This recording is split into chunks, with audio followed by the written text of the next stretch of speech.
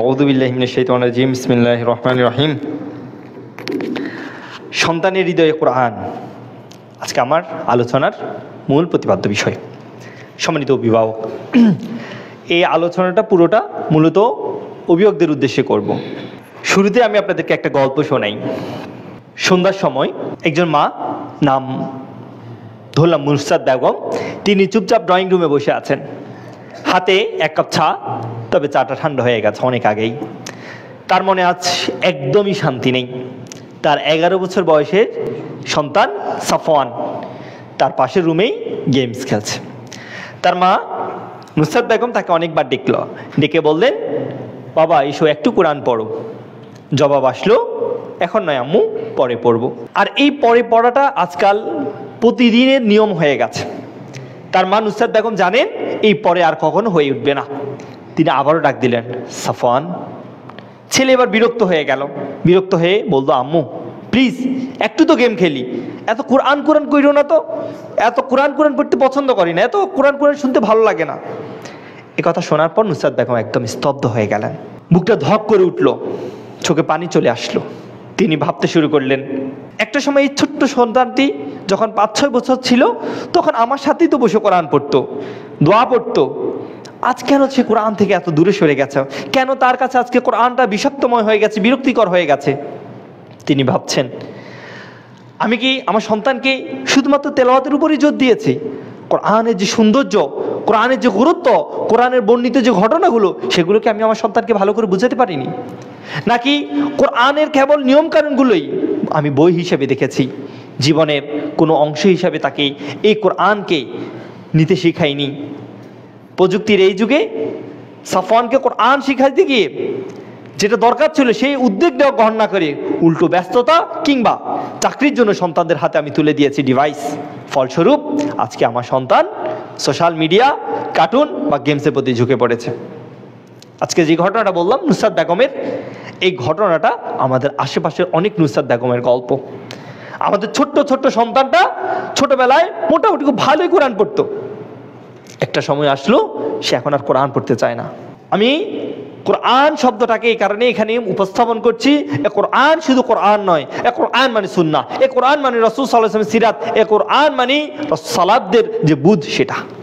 আপনারা শুধুমাত্র কোরআন বলতে শুধুমাত্র কোরআন বুঝবেন না, যে আমি শুধু কোরআনের কথা বলছি। আমি কোরআন বলতে বোঝাচ্ছি রাসূল সাল্লাল্লাহু আলাইহি ওয়াসাল্লামের সুন্নাহ, আমি কোরআন বলতে বোঝাচ্ছি রাসূল সাল্লাল্লাহু আলাইহি ওয়াসাল্লামের সিরাত। সব কিছুকে আমি কোরআন হিসেবে আপনাদের সামনে উপস্থাপন করব ইনশাআল্লাহ।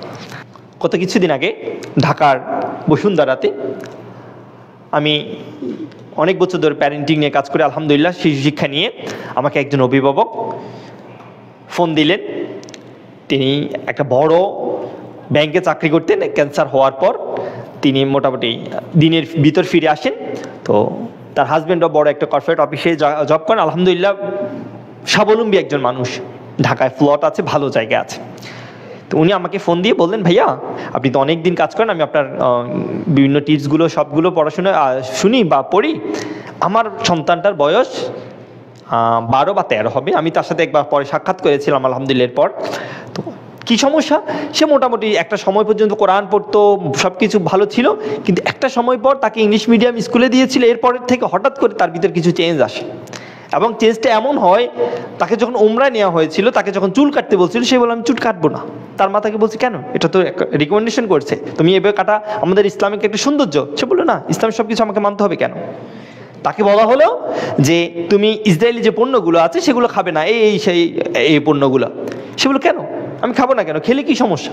অর্থাৎ তার ভিতরে এমন একটা বীজ বপন হয়ে গেছে যে সেই ইসলামিক সৌন্দর্যগুলো থেকে আর নিতে চাচ্ছে না। আমি তার সাথে দেখা করলাম, অনেক কথা হলো। যাই হোক, অনেকগুলো ঘটনা আছে, সেটা আমরা আরেকদিন অন্যদিন আল্লাহ সুবহানাহু ওয়া তাআলা তৌফিক দিলে আলোচনা করবো। শুধু এটা বোঝাচ্ছি যে বাস্তবতা হলো আমাদের সন্তানরা মুসলিম কিন্তু মুসলিম নেই। আপনারা জানবেন না, আপনারা যদি প্যারেন্টিং, এই যে বললো না আমাদের শেখ সাইফুল্লাহ মাদানী হাফিজুল্লাহ, কেন প্যারেন্টিং প্রয়োজন হচ্ছে, আপনারা জানেন না। আপনারা যদি বসে থাকেন যে আমাদের সন্তানরা কোথায় আছে, আপনি বুঝতে পারবেন দেশের মানুষের কি অবস্থা। বিশ্বে কথাগুলো একটু জাস্ট আপনাদের গুরুত্বটা বোঝানোর জন্য বললাম। সাইকোলজিক্যাল একটা আছে, যে জার্নাল আছে যেখানে সেক্সুয়াল অ্যাবিউজ নিয়ে তাদের কাছে ফর্ম পূরণ করে তাদেরকে জানানো হয়। আমেরিকার একটা জার্নাল আছে যেখানে তারা যে সেক্সুয়াল অ্যাবিউজ নিয়ে কাজ করে। বাংলাদেশ থেকে 2023 সালে 25 লক্ষ সেক্সুয়াল অ্যাবিউজের ঘটনা গেছে, যেটা বিশ্বে প্রথম। মানে বাংলাদেশ বিশ্বে 1 নম্বরে আছে। আপনারা জানেন না, বিশ্বে বাংলাদেশ পর্নোগ্রাফি দেখার ক্ষেত্রে বাংলাদেশের অবস্থান দ্বিতীয়। মানে খুব ভয়ানক অবস্থা, আপনারা জানেন না। এশিয়ার মধ্যে বাংলাদেশের অবস্থা খুবই খারাপ। আমাদের সন্তানরা মুসলিম, কিন্তু আসলে মুসলিম নেই। ছোট্ট আরেকটা ঘটনা বলে আমি আমার মূল আলোচনায় চলে যাচ্ছি।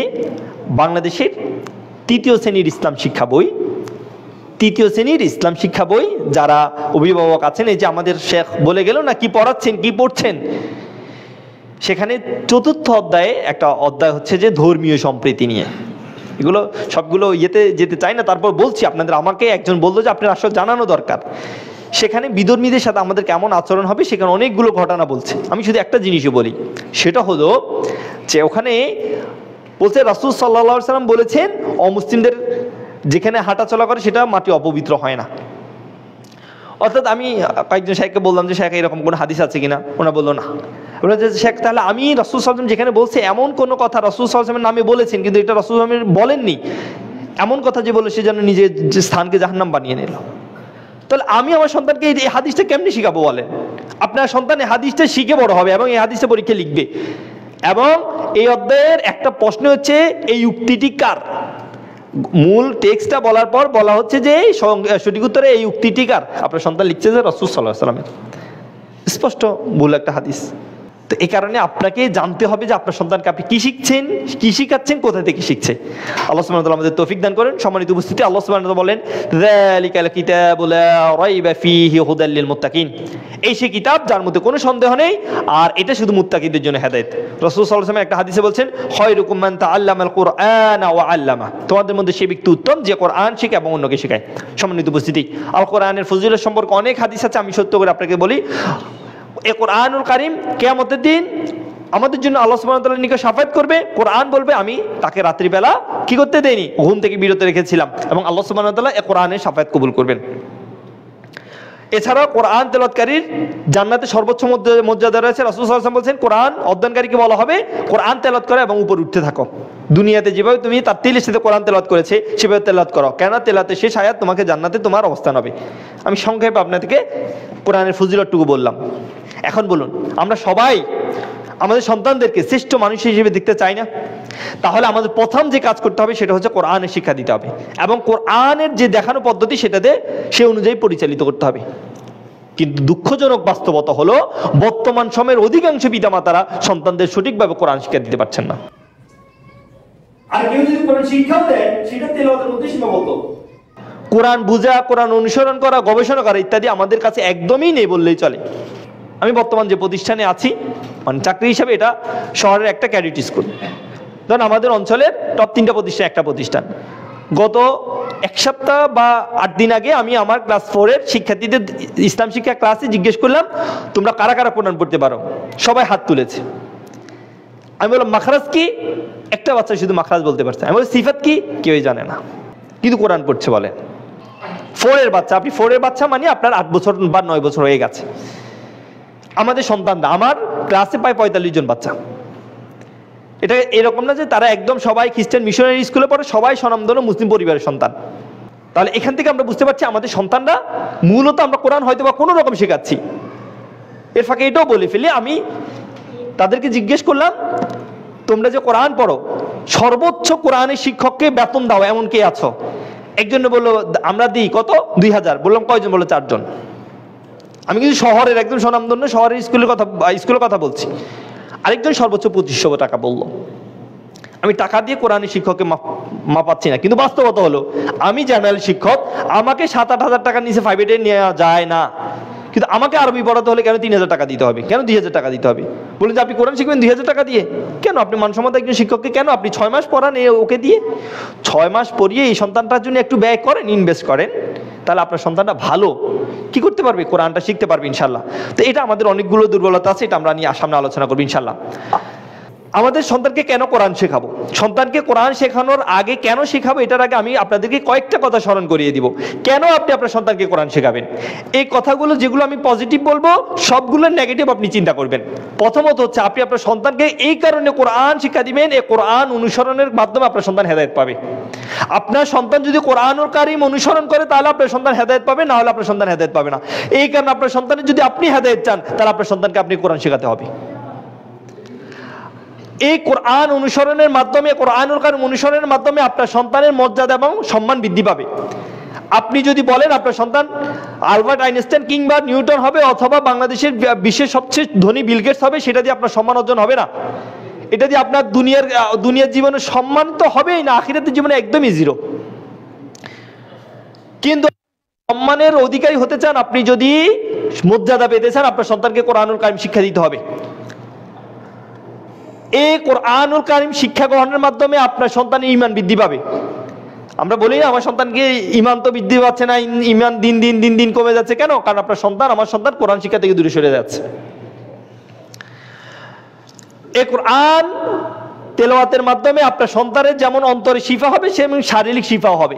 এই যে আমরা রুকিয়ার জন্য, আমার কাছে মনে হয় বাংলাদেশে এমন কোন পরিবার খুব পাওয়া যাবে না যে পরিবারে এখন জিনগ্রস্ত রুগী নেই। খুব কম। আল্লাহ যাদের পরিবারকে বাঁচিয়েছে আলহামদুলিল্লাহ, কিন্তু মগ বা বিভিন্ন জাদুটনা এত বেশি বেড়ে গেছে যে তাদের অবস্থা খুবই খারাপ। তো এ কোরআন তেলাওয়াত আমার কাছে, আমার কিসজামা সেন্টার ছিল, এখন খুব কম কাজ করি, ওখানে আমি সবচেয়ে বলতাম, আপনার যদি জিন থেকে বাঁচতে চান, জাদুটনা থেকে বাঁচতে চান, আপনার প্রথম কাজ হবে কোরআন তেলাওয়াত করবেন। যত বেশি কোরআন তেলাওয়াত করবেন, আপনি এদের শেফা পাবেন না। অন্য কিছু দিয়ে আপনি হবে না। আপনি রাকির কাছে যান, টাকা খরচ করেন, সেটা ভিন্ন জিনিস। তাহলে আপনার সন্তানকে আপনি কোরআন শিক্ষা দিবেন, এই কারণে আপনার সন্তানের যেমন অন্তরে শিফা হবে, আপনার সন্তানের শারীরিক শিফাও কোরআনের মাধ্যমে হবে। সম্মানিত উপস্থিতি, এরপর কোরআন শিক্ষা দেওয়া, শিক্ষা গ্রহণ করার মাধ্যমে আপনার সন্তানরা উত্তম মানুষ হবে। আমরা সবাই যে আমাদের সন্তান উত্তম মানুষ হোক, এই কারণে আপনার সন্তানকে আপনি কোরআন শিক্ষা দিবেন। আপনার সন্তান এই কোরআনুল কারীম আমল এবং তাদাব্বুরের মাধ্যমে আপনার সন্তানদের জীবন কল্যাণময় হবে। সবগুলো রেফারেন্স আছে, আমি জাস্ট সংক্ষেপে আপনাদেরকে বলে যাচ্ছি। এই কোরআনুল কারীম আপনার সন্তানকে এই কারণে শিক্ষা দিবেন যেন আপনার সন্তানের কিয়ামতের মাঠে এই কোরআনুল কারীম আপনার সন্তানের জন্য শাফায়াত করে। আমরা তো বিভিন্ন সময় চাই আমাদের যদি চাচা, মামা, খালা, ফুফু কেউ যদি সরকারি চাকরি দিয়ে থাকতো, বিসিএস ক্যাডার বানানোর জন্য একটু সুপারিশ করতো। এই কোরআন আপনার সন্তানের সর্বোচ্চ কেরিয়ারের যে জায়গা জান্নাত, সেখানে আপনার সন্তানের জন্য সুপারিশ করবে। তাহলে আপনার এই জায়গা বেশি দরকার। এই কোরআন তেলাওয়াতকারী গাফিলদের তালিকা থেকে আল্লাহ সুবহানাহু ওয়া তাআলা মুক্তি দিবেন, যারা কোরআন তেলাওয়াত করে, কোরআন আমল করে। তাহলে আপনার সন্তান যদি গাফিলদের তালিকা থেকে আপনি সন্তানকে মুক্তি দিতে চান, তাহলে আপনার সন্তানকে কি করতে হবে? কোরআন তেলাওয়াত শেখাতে হবে। এই কোরআন তেলাওয়াতের মাধ্যমে আপনারা জানেন প্রত্যেকটা হরফে 10 নেকি করে হয়। এই কোরআন তেলাওয়াতের মাধ্যমে আপনার সন্তান অধিক নেকি হাসিল হবে। এই কোরআনুল কারীম তেলাওয়াতের মাধ্যমে আপনার সন্তানরা আল্লাহ সুবহানাহু ওয়া তাআলার নৈকট্য অর্জন করবে। তাই আপনার সন্তানকে আপনি কোরআনুল কারীম শিক্ষা দিবেন, কারণ আপনার সন্তান এর মাধ্যমে নৈকট্য অর্জন করবে ইনশাআল্লাহ। এই কোরআন অনুসরণের মাধ্যমে আপনার সন্তানরা জান্নাত থেকে, জাহান্নাম থেকে মুক্তি পাবে ইনশাআল্লাহ, এবং জান্নাতের সর্বোচ্চ উচ্চ মর্যাদা ভূষিত হবে। এই কোরআনের দাওয়াতের মাধ্যমে আপনার সন্তান এই সমাজ, এই রাষ্ট্রে, বিশ্ব পরিবর্তন করে দিবে ইনশাআল্লাহ। সর্বশেষ এই কোরআনের মাধ্যমে আপনার সন্তানের একটা সুচরিত্র গঠন হবে। আমি এক পয়েন্টে এক নাগারে বলে ফেলি, কোরআন আপনি এই কারণে আপনার সন্তানকে শিক্ষা দিবেন কারণ আপনার সন্তান হেদায়েত পাবে। কোরআন এই কারণে আপনার সন্তানকে শিক্ষা দিবেন কারণ আপনার সন্তান এই কোরআনের অনুসরণের মাধ্যমে সম্মান এবং মর্যাদা বৃদ্ধি পাবে। এই কোরআনের শিক্ষার মাধ্যমে আপনার সন্তানের ঈমান বৃদ্ধি পাবে। এই কোরআনের তেলাওয়াতের মাধ্যমে, অনুসরণের মাধ্যমে আপনার সন্তানের অন্তরে শিফার সাথে সাথে শারীরিক শিফা অর্জন করবে ইনশাআল্লাহ। তারপর এই কোরআন শিক্ষা দেওয়ার মাধ্যমে আপনার সন্তান উত্তম মানুষ হবে। কোরআনের তাদাব্বুর এবং আমলের মাধ্যমে কল্যাণকর জীবন যাপন করতে পারবে। এই কোরআনুল কারীম আপনার সন্তানের জন্য শেফায়াত করবে। এই কোরআন কারীম তেলাওয়াতের মাধ্যমে আপনার সন্তান গাফিলদের তালিকা থেকে মুক্তি পাবে। এই কোরআনুল কারীম তেলাওয়াতের মাধ্যমে আপনার সন্তান অধিক নেকি হাসিল করবে। এই কোরআনুল কারীম তেলাওয়াতের কারণে আল্লাহ সুবহানাহু ওয়া তাআলার নৈকট্য অর্জন করবে, জাহান্নাম থেকে মুক্তি পাবে, জান্নাতের দিকে সে উচ্চ মর্যাদায় ভূষিত হবে ইনশাআল্লাহ। আর সর্বশেষ আপনার সন্তান এই কোরআনের মাধ্যমে সমাজ, দেশ এবং বিশ্ব পরিবর্তন করবে। আমাদের সম্মানিত একজন আলোচক, সম্মানিত ব্যক্তি, শুরুতে যিনি কথা বলেছিলেন, কোরআন মানে বিজ্ঞান। কোরআন বিজ্ঞান একটা অংশ, আপনি বিজ্ঞান একটা অংশ বলতে পারেন, ঠিক আছে? বিজ্ঞান অনেক শাখা পোশাখা আছে, কোরআনের একটা অংশ আপনি কোরআন বিজ্ঞান দিয়ে শেষ করতে পারবেন না। বিজ্ঞান আসলে কিছুই না। আমাদের সন্তানদেরকে আমাদের সবচেয়ে বেশি যে কাজটা করতে হবে সেটা হচ্ছে কোরআন শেখাতে হবে। সে বিজ্ঞানের সাথে মিললো কি মিললো না। আমি আপনাদেরকে সাপোজ একটা কথা বলি, যেটা আমাদের সন্তানদের জন্য খুব দরকার। আমাদের নাস্তিকরা বিভিন্ন সময় প্রশ্ন করে যে আম্মাজান আয়েশা রাদিয়াল্লাহু আনহাকে রাসূল সাল্লাল্লাহু আলাইহি ওয়াসাল্লাম 5 বছর বা 6 বছর বয়সে বিয়ে করেছেন। এত কম বয়সে বিয়ে করেছেন, এটা বৈজ্ঞানিকভাবে তারা কখনো কি পায় না, কোনো কারণে তারা মিল খুঁজে পাচ্ছে না বা তাদের মাথায় ধরছে না। এখন আপনার সন্তানকে যখন বলা হয়, যারা যুক্তিবিদ্যা দিয়ে বিজ্ঞান দিয়ে সাব্যস্ত করে, তারা বলবে দেখেন তখন তৎকালীন আরবদের মহিলাদের শারীরিক অবস্থা এমন, তারা এমন ছিল, ওটা ছিল, ওটা ছিল না। আমাদের এত কষ্ট দরকার নেই, আমাদের একটা কথা এটা রাসূল সাল্লাল্লাহু আলাইহি ওয়াসাল্লাম করেছেন, এটাই সত্য, এটাই বিশুদ্ধ, আমাদের আর যুক্তির প্রয়োজন নেই। আপনি যখনই যুক্তি দিয়ে যাবেন, যুক্তিতে যে কোনো মুহূর্তে হারতে পারেন, জিততে পারেন, কিন্তু আপনার সন্তানকে শিখতে হবে রাসূল সাল্লাল্লাহু আলাইহি ওয়াসাল্লাম এটা করেছেন, এটা ইসলাম সম্মত করেছেন, আল্লাহ সুবহানাহু ওয়া তাআলা এটার সাথে একমত, এখানে আমাদের আর কোনো প্রশ্ন নেই। এটা হচ্ছে আমাদের ঈমান। আপনি যখনই যুক্তি দিয়ে যাবেন তখনই বেজালে পড়ে যাবেন। আমাদের সন্তানদের বেশিরভাগ এই সব কিছুতে, আপনি ভাই ওই জিহাদের ব্যাপার বলেন, সব কিছুর ব্যাপারে যুক্তি দিয়ে যাবেন না। আমাদের যখন কোরআন এবং সুন্নাহ অনুযায়ী জিহাদের প্রয়োজনীয়তা দেখা দেবে, আমরা করব, কিন্তু যুক্তি দিয়ে এই সেই দিয়ে, অনেক যুক্তি দিয়ে আপনি কখনো কি করতে পারবেন না, নাস্তিকদেরকে ব্যাখ্যা দিয়ে শেষ করতে পারবেন না। সম্মানিত উপস্থিতি, এই কোরআনের এত মর্যাদা, এত মান, এত সম্মান থাকার পরেও কেন মুসলিম উম্মাহ আজকে কোরআন থেকে দূরে সরে যাচ্ছে? আল্লাহ সুবহানাহু রাসূল সাল্লাল্লাহু আলাইহি ওয়াসাল্লাম আমাদেরকে অধিক ভালোবাসেন, এতে কোনো সন্দেহ। কিন্তু সূরা ফুরকান 30 নম্বর আয়াতে আল্লাহ সুবহানাহু ওয়া তাআলা বলেছেন, ওয়াকালা রাসূলু ইয়া রাব্বি ইন্না কওমি ইত্তাখাযু হাযাল কুরআনা মাহজুরা। আর রাসূল সাল্লাল্লাহু আলাইহি ওয়াসাল্লাম কিয়ামতের দিন আমার বলবেন, হে আমার সম্প্রদায়, এরা তো কোরআনকে পরিত্যাজ্য সাব্যস্ত করেছে। ইবনে কাসির রাহিমাহুল্লাহ এই আয়াতের ব্যাখ্যায় তিনি বলছেন, কোরআন না পড়া, কোরআন অনুযায়ী আমল না করা, কোরআন থেকে হেদায়েত গ্রহণ না করা, সবকিছুই কোরআন পরিত্যাগ করা শামিল। বাংলাদেশে একজন স্বনামধন্য লেখক কিছুদিন আগে একটা ফেসবুকে পোস্ট, আমি জাস্ট জানানোর জন্য বাংলাদেশের অবস্থা, তিনি একটা পোস্ট করেছিলেন যে এখানে মানে সৌদি আরবের একটা ঘটনা, ওখানে একটা টোকেনে লেখা আছে যে আপনারা কোরআন তেলাওয়াত করবেন এবং কোরআন সুন্দর করে ব্যবহার করবেন, অর্থাৎ কোরআনকে যখন ধরবেন সুন্দর করে আদবের সাথে ধরবেন। তখন উনি বাংলাদেশের মানে সৌদির প্রতি তার একটা ভালো বিদ্বেষ আছে, তিনি বলছেন যে সৌদির মানুষরা এই বিষয়গুলো জানে না, বাংলাদেশের আলেম ওলামারা এত বেশি মানুষকে উদ্বুদ্ধ করেছে, কোরআনের প্রতি খেদমত এত বেশি শিখেছে, বাংলাদেশে এইসব লেখা লাগে না। আমার কাছে হাসি এলো, বাংলাদেশে বেশিরভাগ মসজিদে কোরআনের অবস্থা দেখলে মানে অনেক সময় বমি চলে আসবে, লা হাওলা ওয়ালা কুওয়াতা ইল্লা বিল্লাহ, জমে গেছে।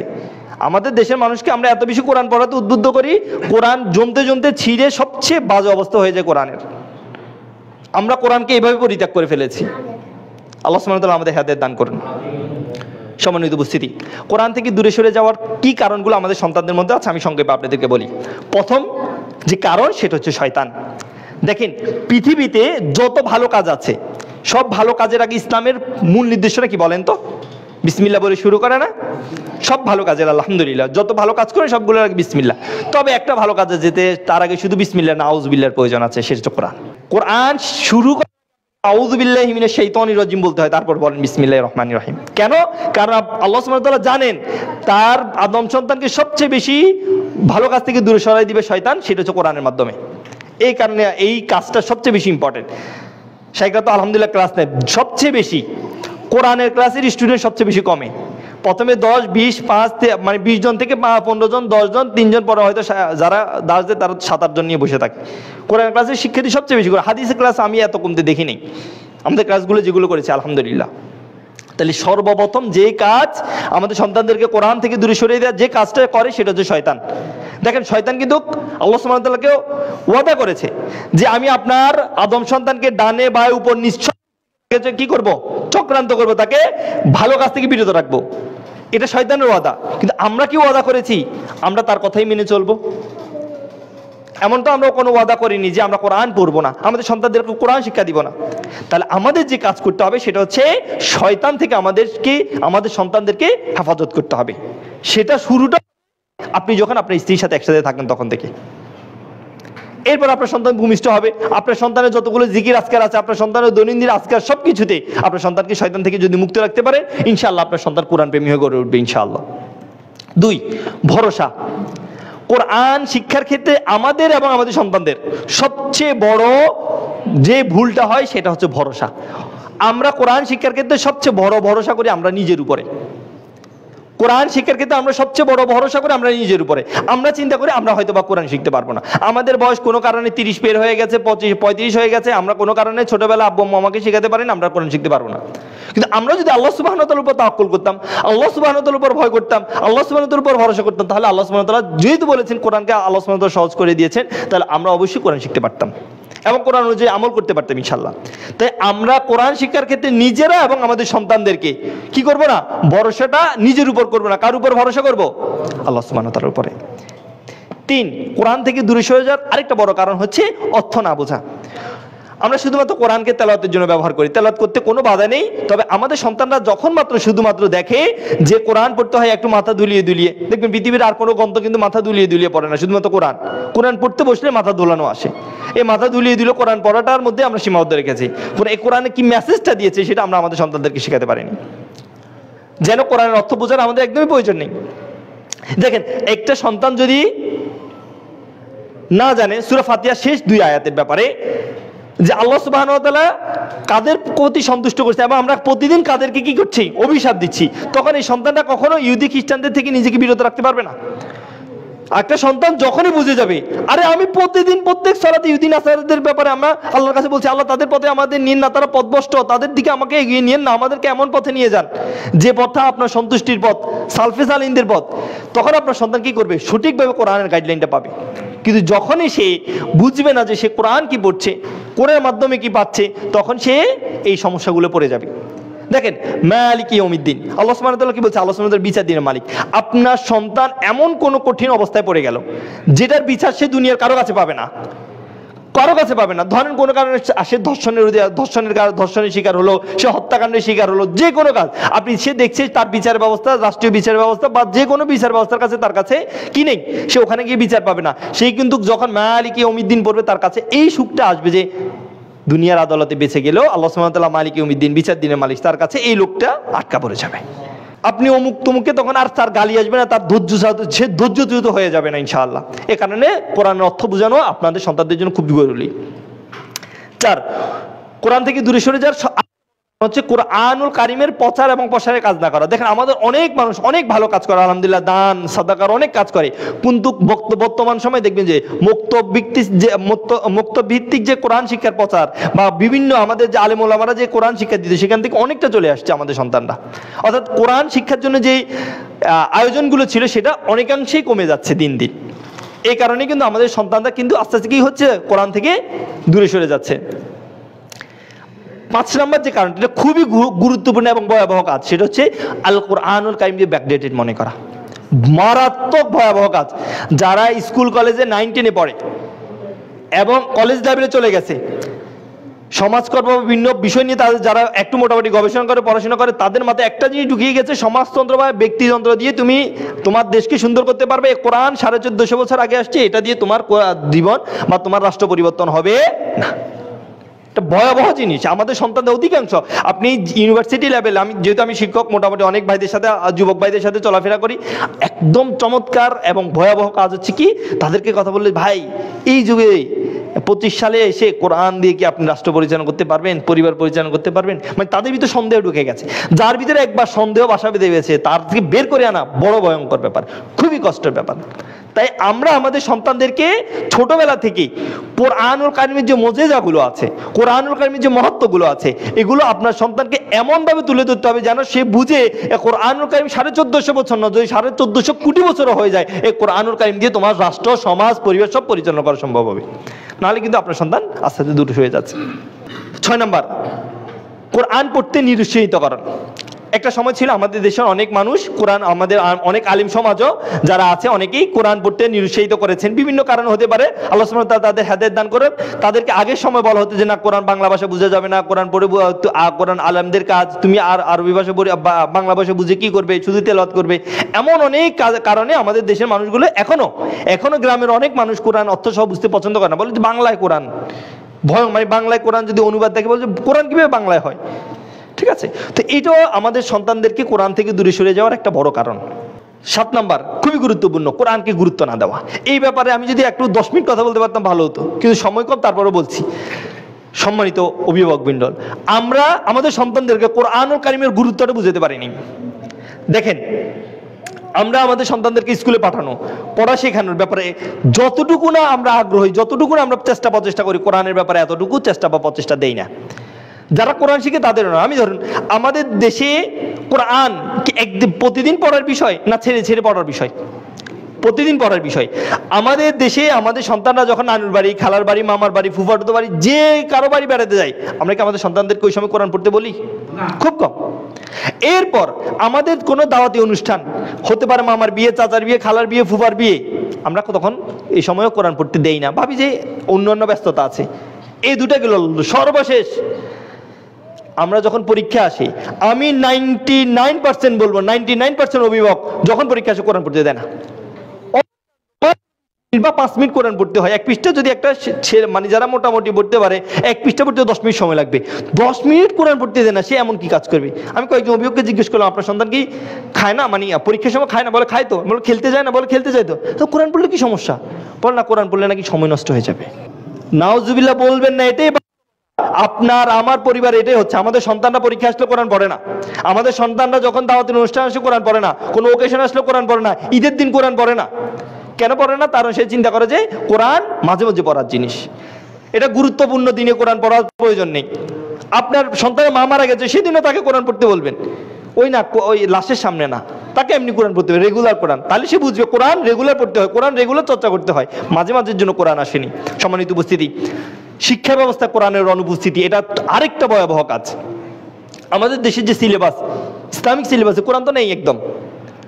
কোরআন আমাদের দেশের সিলেবাসে নেই। যে যা আছে এটা দিয়ে মানে এটাকে 1%ও কাভার দেওয়া যাবে না। শিক্ষা ব্যবস্থা কোরআনের অনুপস্থিতি, কোরআন শিক্ষার অনুপস্থিতি। আমি আবারও বলছি, কোরআন মানে আমি শুধু কোরআন বলছি না, কোরআন মানে সুন্নাহ বলছি। সব কিছু মিলিয়ে শিক্ষা ব্যবস্থা এটার অনুপস্থিতির কারণে আমাদের সন্তানরা কোরআন থেকে দূরে সরে গেছে। কারণ সে দেখছে তার শিক্ষা ব্যবস্থা, তার পাঠ্যসূচিতে বাংলা আছে, ইংরেজি আছে, গণিত আছে, সব আছে, কোরআন নেই। তাহলে আপনার আর আপনার সন্তানের গুরুত্বটা যখন কমে যাবে, একটা সময় পর্যন্ত সে দেখছে 1 2 3 4 5 6 7 8 9 10, কলেজ লেভেলে তো একদমই নেই, তখন দেখবেন যে আরে কি, আমার তো সব দৈনন্দিন সব ক্ষেত্রে কোরআন লাগতেছে না। তখনই সে আস্তে আস্তে কি হয়ে যাবে, কোরআন থেকে দূরে সরে যাবে। সর্বশেষ কোরআন থেকে দূরে সরে যাওয়ার একটা বড় কারণ, সেটা হচ্ছে কোরআনকে ঝাড়ফুঁক এবং মৃতদের জন্য ব্যবহার করা। আমরা কোরআনকে শুধুমাত্র ব্যবহার করতেছি তাবিজের জন্য, কবজের জন্য। কিছুক্ষণ আগে ওখানে খাওয়ার সময় একটু কথা বলছিলাম, কথাতে বলছিল যে তাবিজ ব্যবহার, মানে তাবিজ তো এমন জিনিস, অনেকে বলে যে এটার উপরে যদি আমাদের তাওয়াক্কুল না আসে তাহলে তো শিরক হবে না। আমি ওনাকে বললাম, যদি আপনি তাকে বলেন, যে বলবে যে আমি এটার উপর তাওয়াক্কুল রাখি না, তাকে বলেন তাবিজটা খুলে ফেলি, দেখবেন যে তার তাওয়াক্কুল কোথায় আছে। বলবেন আপনি এটার উপর তাওয়াক্কুল নেই, আপনি এটা খুলে আমাকে দেন, সে এটা খুলবে না। কেন? সে বললেন এটা খুললে তো আমার ক্ষতি হয়ে যাবে। তাহলে বুঝলেন যে তাওয়াক্কুল ওখানে চলে গেছে। অনেক অভিভাবক মাঝে মাঝে মেসেজ দিয়ে বলে যে বাচ্চা তো মোটামুটি বিছানায় প্রস্রাব করতো, ভয় পাইতো, তাবিজ দেওয়ার পরে আর করে না। আমি বললাম, তো শয়তান আপনাকে ধ্বংস করে ফেলছে, শেষ। ধরেন আপনার সন্তানকে তাবিজ দিয়েছেন, আমি আপনাকে সূরা নাস, ফালাক, ইখলাস শিখাই দিলাম, সূরা বাকারা শিখাই দিলাম, আয়াতুল কুরসি শিখাই দিলাম, এরপর আপনার সন্তান বিছানায় প্রস্রাব করবে, আপনার এই ইয়াকিন রাখতে হবে এটার মাধ্যমে আপনার সন্তান সুস্থ হবে, তারপর তাবিজের মাধ্যমে যাবেন না। কিন্তু আমাদের অধিকাংশ অভিভাবক চিন্তা করে তাবিজ দিলে তো মোটামুটি প্রস্রাব বন্ধ। আমি বলি, কারণ আপনার সন্তানের সবচেয়ে, শয়তান কি চায়? শয়তান চায় আপনার সন্তান ঈমান নষ্ট করার জন্য। আপনার সন্তানের ঈমান যখন নষ্ট হয়ে যায়, তো আপনার সন্তান বিছানায় প্রস্রাব করলো কি না করলো কি। তাই এই জায়গাগুলো আমাদের তাওয়াক্কুল বা ঈমানের ক্ষেত্রটা আমাদের একটু কঠিন করতে হবে। কোনো কারণে আমাদের সন্তান, ধরেন কোনো কারণে রুকিয়া করলেন, অনেক সময় রুগীরা আসে, বা অনেক বছর আমি তো রুকিয়া করলাম, আমি তো আলহামদুলিল্লাহ সুস্থ হচ্ছি না, আমি কি একটা মোটামুটি যারা ঝাড়ফুঁক করে, মানে জাদুটনা করে, তাদের কাছে গেলে তো সুস্থ হবে, তাদের কাছে যাবো। দেখেন দুনিয়াতে আপনি হয়তোবা এবার এই অবস্থা করতে করতে মারা গেলেন, এই অবস্থায় যেতে যেতে মারা গেলেন। ওই যে একটা মহিলার কথা জানেন না আপনারা, রাসূল আমার কাছে এসে বললো অসুস্থতার জন্য, যে আল্লাহ রাসূল আমি তো এমন অসুস্থতা যে আমার অনেক সময় হয়ে যায়, তখন আল্লাহ রাসূল তুমি যদি ধৈর্য ধারণ করো বিনিময়টা তুমি ভালো পাবা, আলহামদুলিল্লাহ। ওই মহিলা কিন্তু ধৈর্য ধারণ করেছে এবং মৃত্যু পর্যন্ত আলহামদুলিল্লাহ ওনার যে সমস্যাটা ছিল ওটা আলহামদুলিল্লাহ আল্লাহ কভার করে দিয়েছেন।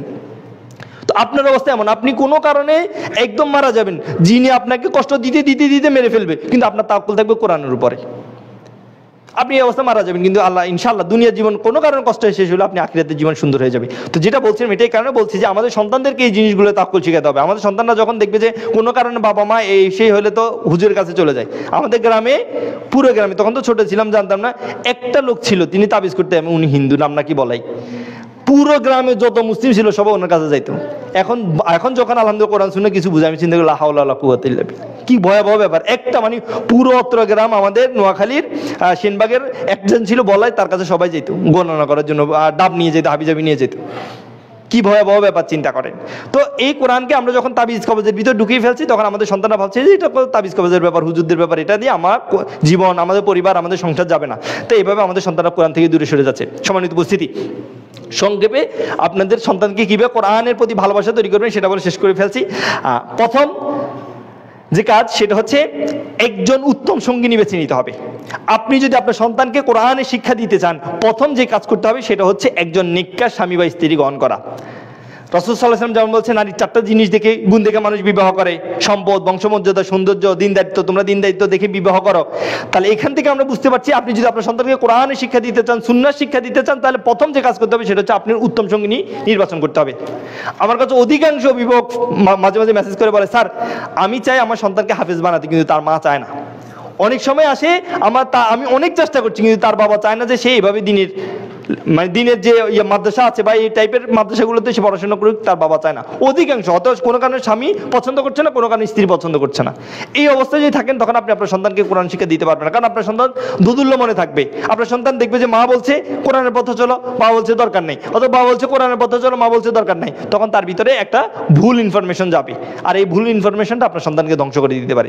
তাই আপনার সন্তানের জন্য যদি আপনি কোরআনের ভালো গাইডলাইন খুঁজে পান, সর্বপ্রথম যে কাজ করতে হবে উত্তম সঙ্গিনী। যারা করে ফেলছেন, আল্লাহ সুবহানাহু ওয়া তাআলার কাছে দোয়া করেন যেন আল্লাহ ওটাকে দিনদার বানিয়ে দেয়। 2, গর্ভাবস্থায় কোরআনুল কারীম শোনা খুবই গুরুত্বপূর্ণ। আমাদের দেশে তো গর্ভাবস্থায় বাবারা সাথেই থাকেন না, কোরআন তেলাওয়াত সময় কই, বেশিরভাগই কি প্রবাসী। কিন্তু যারা আছেন তারা এসে সময় দেন না। উচিত হচ্ছে গর্ভাবস্থায়, বিশেষ করে আপনারা সবাই জানেন গর্ভাবস্থায় এটা খুবই কার্যকরী একটা পদ্ধতি। প্রথমত হচ্ছে এটা শুধুমাত্র আপনার সন্তানের জন্য লাভ না, আপনার স্ত্রীর জন্য, যেহেতু স্ত্রীর জন্য লাভ, কারণ যেহেতু কোরআনে শিফা রয়েছে, অন্তরে শিফা রয়েছে, শারীরিক সুস্থতা রয়েছে। এই কোরআনুল কারীম তেলাওয়াতের মাধ্যমে আপনার স্ত্রী এমনি প্রশান্তি লাভ করবে। দ্বিতীয়ত আপনার সন্তানের জন্য ভালো হবে। কিভাবে? গবেষণায় দেখা গেছে, আপনারা সবাই জানেন মোটামুটি একটা ভ্রূণে যখন 20 থেকে 25 সপ্তাহ হয়ে যায়, 20 সপ্তাহের পরে বা 25 সপ্তাহের পরে, বিশেষ করে 30 সপ্তাহ যখন হয়ে যায়, মোটামুটি তারা আমাদের যে কথোপকথন, যে শব্দগুলো, সেটা বাহিকভাবে ভালো করে শুনতে পায়। আর সুতরাং এই সময় যখন আপনি নিয়মিত কোরআনুল কারীম তেলাওয়াত করবেন, এটার একটা গভীর প্রভাব ফেলবে। ইংল্যান্ডের একটা ঘটনা, একটা মহিলা, একটা মা, তিনি প্রতিদিন পার্কে গিয়ে বেঞ্চে বসে বসে বই পড়তেন, জোরে জোরে বই পড়তেন। তো তাকে একজন জিজ্ঞেস করলো যে আপনি কেন এত জোরে বই পড়েন, আশেপাশে তো কাউকে দেখি না। বলে আমি আমার বাচ্চাকে শোনাই। বলে বাচ্চা কই? বাচ্চা তো নাই। আমার বাচ্চা আমার গর্ভে আছে। তো এটা খুবই চমৎকার জিনিস যে আপনি আপনার সন্তান যখন ভ্রূণ অর্থাৎ পেটে থাকবে, তখন থেকে আপনি কোরআনুল কারীম চর্চা করবেন এবং শোনাবেন ইনশাআল্লাহ। 3, দুগ্ধকালীন সময় এবং ঘুমের সময় কোরআনুল কারীম শোনানো খুব ইফেক্টিভ একটা কাজ। মানব শিশু যখন জন্ম হয়, তখন তার চারপাশে যে অথবা ছোট্ট বাচ্চাটা দেখবেন যে সে একদম কাছের জিনিস দেখে 2-3 সেন্টিমিটার বেশি জিনিস দেখতে পায় না। আমরা ভাবি যে একটা বাচ্চা মানে অনেক কিছু দেখতে পাই, আমরা অনেক দূর থেকে অনেক কিছু নাড়াচড়া করি, তারা ব্ল্যাক অ্যান্ড হোয়াইট দেখতে পাই। ঠিক আছে, ছোট বাচ্চাটা ভ্রূণে থাকা অবস্থায় ব্ল্যাক অ্যান্ড হোয়াইট জিনিসগুলো দেখতে পায়। ঠিক আছে, ও তারা অনেক রঙিন জিনিসগুলো ভালো করে এত ফোকাসেবল হয় না। তো আমরা যখন এই বাচ্চাগুলো যখন ছোটবেলায় থাকে, বৈজ্ঞানিক অবস্থায় দেখা গেছে গর্ভাবস্থায় থেকেই আমাদের শিশুর শ্রবণ শক্তির আস্তে আস্তে বিকাশ ঘটে। এটা আমি কিছুক্ষণ আগে বললাম। আর জন্মের পর এই ক্ষমতাগুলো আরো আস্তে আস্তে শক্তিশালী হয়। শিশু মস্তিষ্কের এই প্রক্রিয়াটা আস্তে আস্তে কি হয়, বিকশিত হয়। অর্থাৎ যখনই শিশু জন্মগ্রহণ করে, তখন প্রতিনিয়ত তার মস্তিষ্কের এই বিকাশগুলো আস্তে আস্তে বিকশিত হয়। এই মস্তিষ্কের একটা হচ্ছে নিউরোনাল কানেকশন, যা আমাদের এই যে শিশুর চিন্তা, শিক্ষণ এবং অনুভূতির যে প্রবণতা, সেটা তৈরি করে। একটা শিশু যখন জন্ম হয়, জন্মের সময় আমাদের যে মস্তিষ্ক, ছোট্ট একটা বাচ্চার প্রায় 100 বিলিয়ন নিউরন থাকে। 100 বিলিয়ন, যা কিনা একটা ছায়াপথ আছে না, ছায়াপথ, এই ছায়াপথের যতগুলো তারা আছে তার সমান। সুবহানাল্লাহ বিহামদিহি। এতগুলো কানেকশন যখন থাকে, তবে এই নিউরনগুলো একদিনে কি হয়ে যায় না, সংযোগ স্থাপন করে না। এগুলো প্রত্যেক দিন ক্ষণে ক্ষণে আস্তে আস্তে করে আমাদের বাচ্চার সাথে বিকশিত হয়। এই কারণে বলা হয় বাচ্চা যখন হয়ে যাবে, অর্থাৎ যখন বাচ্চা হয়ে যাবে, বেশি বেশি কথা বলা। কারণ আপনি এটাকে বলা 100,000 ডেজ, অর্থাৎ 1000 দিন। এই 1000 দিন মানে 3 বছরের ভিতরে আপনি যত বেশি বাচ্চার সাথে কথা বলবেন, তাদের সংযোগগুলো তত বৃদ্ধি পাবে। তাই এই সময় যখন বাচ্চা কি হয়, কথা বলবেন, বিশেষ করে আমাদের যে ব্রেইন স্টেম সিস্টেম আছে যেটা আমাদের হৃদয় স্পন্দন এবং শ্বাস প্রশ্বাসের নিয়ন্ত্রণ করে। তারপর হচ্ছে সেরিব্রাম আছে যেগুলো আমাদের চিন্তা, ভাষা, শৃঙ্খলা, স্মৃতিশক্তি এগুলো নিয়ন্ত্রণ করে। এগুলোর বিকাশ ঘটবে কিসের মাধ্যমে? এই কথোপকথনের মাধ্যমে। আর তখনই আপনি যদি বেশি বেশি কোরআনুল কারীম তেলাওয়াত করেন, আপনার সন্তানের মস্তিষ্কে বা আপনার সন্তানের যে বিকাশে এই গুরুত্বপূর্ণ ভূমিকা রাখবে এই কোরআন তেলাওয়াতটা। তাই আপনারা এই সময় বিশেষ করে প্রথম 2 বছর বাচ্চাকে বেশি বেশি কোরআনুল কারীম তেলাওয়াত করবেন, বিশেষ করে যখন বাচ্চার মা বাচ্চাকে দুধ খাওয়াবে। আপনি দেখবেন আপনারা যারা অভিভাবক হয়েছেন, বাচ্চা যখন দুধ খায় তখন বাচ্চার মা কোনো কথা বললে বাবা, আপনি যে পাশ থেকেও কথা বললেন, বাচ্চা চোখটাকে একদিক করে আপনার দিকে তাকায় থাকে। মামের দিকে হয়তো বুকের দুধের দিকে মুখ আছে কিন্তু চোখ আপনার দিকে। তাই যখনই কোরআন তেলাওয়াত করবে, মানে দুধ খাওয়াবে, তখনই কি করবেন? কোরআন তেলাওয়াত করবেন। আর নিজে যদি না পারেন কোনো অডিও রেকর্ড শোনাতে পারেন, এটা খুব কার্যকরী উপায় ইনশাআল্লাহ, আলহামদুলিল্লাহ। আর ঘুমের সময় ঘুম পাড়ানির গল্প, হাবিজাবি, মোটামুটি যেগুলো আছে ছড়া বাচ্চাদের মস্তিষ্কের বিকাশে গুরুত্বপূর্ণ ভূমিকা রাখে, সমস্যা নেই। তবে কোরআন কারীম তেলাওয়াত করার চেষ্টা করুন ইনশাআল্লাহ। 4, শিশুরা অনুকরণ প্রিয়, এতে কোনো সন্দেহ নেই। তাই আমরা যদি আমাদের সন্তানদেরকে কোরআন প্রেমিক করে গড়ে তুলতে চাই, আমাদের সন্তানদের জন্য একটা সুন্দর সুষ্ঠু পরিবেশ গঠন করতে হবে। শিশুরা সাধারণত তার চারপাশ থেকে শিখে। আমি সবসময় বলি, শিশুরা কখনোই চোখ দিয়ে শোনে না, কান দিয়ে শোনে না, তারা চোখ দিয়ে শোনে। শিশুরা কান দিয়ে শোনে না, তার চোখ দিয়ে শোনে, অর্থাৎ আপনাকে ফলো করে সিসি ক্যামেরার মতো। আপনি কি করছেন, কোন দিকে যাচ্ছেন, এই কারণে একটা বাচ্চা দেখবেন সবার আগে তার বাবা এবং মায়ের জুতো পছন্দ করে। সে যখনই জুতা পরে তার বাবা মায়ের জুতা পছন্দ করে। তার জুতা থাকতে পারে কিন্তু সে বাবা মায়ের জুতা পছন্দ করে, কারণ জানে তার বাবা মা এভাবে হাঁটে। খুবই গুরুত্বপূর্ণ। গবেষণায় দেখা গেছে যে পরিবারের পিতামাতা, ফুপু, খালামণি, চাচু, যারা মোটামুটি পরিবারের পরিবেশ ভালো কোরআন প্রেমী বা কোরআন তেলাওয়াত করে, তারা অনেক বেশি এই সন্তানরা কোরআন প্রেমী গড়ে ওঠে। এই জন্য আমাদেরকে 2টো কাজ করতে হবে। এক কাজ, শিশুর সামনে খুলে কোরআন তেলাওয়াত করা এবং দেখিয়ে দেখিয়ে তেলাওয়াত করা, অর্থাৎ লুকিয়ে লুকিয়ে নয়। আমাদের সন্তানরা যখন মুসাফ খুলে, মোবাইল নিয়ে নয়, মুসাফটা খুলে আমাদের সন্তানদের সামনে আমরা বেশি বেশি কোরআন তেলাওয়াত করব। দেখবেন আপনার সন্তানকে যখন আপনি কোরআন তেলাওয়াত করবেন, আপনার সন্তান পাশে আসবে, বসবে, আপনার কাঁধে উঠবে, আপনার পায়ের উপর শুবে, কোনো সমস্যা নেই। আপনি শুধু কোরআন তেলাওয়াত করেন, যেন আপনার সন্তান দেখে আমার মা সারাক্ষণ কোরআন তেলাওয়াত করে, যত সময় পায় কোরআন তেলাওয়াত করে, আমার বাবা কোরআন তেলাওয়াত করে, ফুফি করে, দাদা করে। এটা খুবই গুরুত্বপূর্ণ। 2, শিশুকে যখন একটা মোটামুটি বয়স হয়ে যাবে, একটা সুন্দর একটা কোরআন আপনি তাকে হাদিয়া দিতে পারেন। অর্থাৎ যখন তার কোরআন পবিত্রতার সাথে কোরআন ধরার মতো বয়স হবে, তাকে সুন্দর একটা কোরআন কিনে দিতে পারেন। তাকে কোরআন কিনে দিলে হবে না, তাকে বুঝাতে হবে তুমি কত বড় একটা সম্পদের মালিক হয়েছে। আপনি দিয়ে দিয়েছেন, ধরো তোমাকে আমি একটা কোরআন উপহার দিলাম না, আপনি তাকে বারবার স্মরণ করিয়ে দিবেন, ওই আমার সন্তান, তুমি এমন একটা গাইডলাইন, এমন একটা চিঠি পেয়েছো, এমন একটা সুন্দর উপহার পেয়েছো যা পৃথিবীর সব থেকে মূল্যবান। আর এই গ্রন্থটা, এই কিতাবটা অনুসরণের মাধ্যমে তুমি তোমার জীবন পরিবর্তন করতে পারো, তোমার রাষ্ট্র পরিবর্তন করতে পারো, তুমি তোমার পরিবার পরিবর্তন করতে পারবে ইনশাল্লাহ। এই কিতাব অনুসরণের মাধ্যমে তুমি তোমার জান্নাতটাকেও নিতে পারবে ইনশাল্লাহ। এটা আপনি তাকে বারবার স্মরণ করিয়ে দিতে হবে। 5, সন্তানের কোরআন কারীম তেলাওয়াতকে আনন্দদায়ক করতে হবে। দেখেন, আমি এর ফাঁকে একটা কথা বলে ফেলি। আরও বলতে পারেন, আরে ভাই একটা সময়তে এত কিছু ছিল না, কোরআন পড়াতাম, কোরআন কোনো রকম পড়ে গেলে হতো, হুজুরের কাছে গেলে হতো। কিন্তু আমাদের দেশের বিকাশগুলো ভিন্ন। যত 21শ শতাব্দীতে এসে প্যারেন্টিংটা একটু ভিন্ন হয়ে গেছে, কারণ আপনাকে বিভিন্ন মাধ্যমে আপনার সন্তানকে কোরআন শেখাতে হবে। আপনি যদি মনে করেন, আপনি অনেক সময় আমাদের সমাজে একটা কথা বলেন, আরে প্যারেন্টিং কি এখন শেখার জিনিস নাকি? এটা একটা সময় পর্যন্ত ওকে, কিন্তু এখন না। কারণ আপনার সন্তানের ধ্বংস করার জন্য এতগুলো ডিভাইস, এতগুলো সমস্যা, এতগুলো জাতি আপনার সন্তানের উপর ঝাঁপিয়ে পড়েনি, যেটা 21শ শতাব্দীতে এসে পড়েছে। আপনার সন্তানের প্রত্যেকটা পদক্ষেপে আপনার সন্তানের জন্য ধ্বংসের দরজা খুলে রেখেছে, সেটা ইউটিউব বলেন, সেটা ফেসবুক বলেন, সব কিছুতে। এই কারণে আপনাকে এখন বিভিন্ন মাধ্যমে, তারা যেভাবে অনেকগুলো পদক্ষেপ নিচ্ছে, আপনাকেও বিভিন্ন পদক্ষেপ নিয়ে তাকে কি করতে হবে, পুশ করতে হবে যে বাবা এভাবে না হলে এভাবে পড়ো।